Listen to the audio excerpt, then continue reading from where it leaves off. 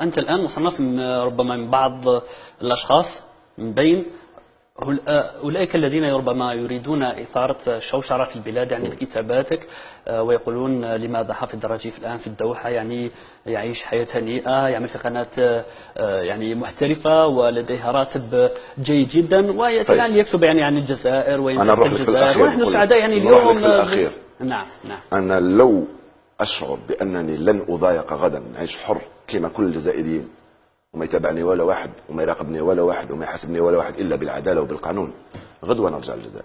غدوة كي نقول لك غدوة معناها غدوة الخميس، يعني نرجع للجزائر. هذه وحدة.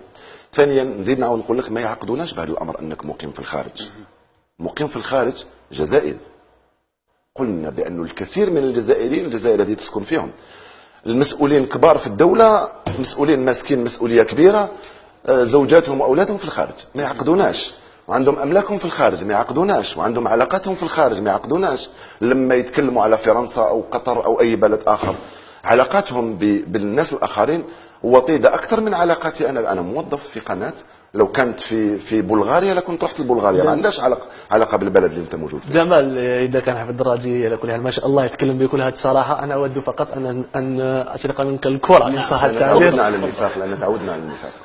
والله خلينا يبدو الامر غريب. خلينا سيدي الناس يفكروا نفس الشيء ولكن ما عندهمش فضاءات مثل هذه انهم يتكلموا. انا محظوظ اني عندي فضاء واعبر فيها عن افكار. الحمد لله اليوم لحقنا اننا نخلق فضاءات مثل هذه نتكلم بكل حريه. سيد حافظ الراجي، تعرف بانه انا ممنوع في كل الاذاعات والتلفزيونات الجزائريه العموميه. تعرف بأنه مدير إذاعة مريت معاه جهوية مريت معاه 5 دقائق أقيل من منصبه.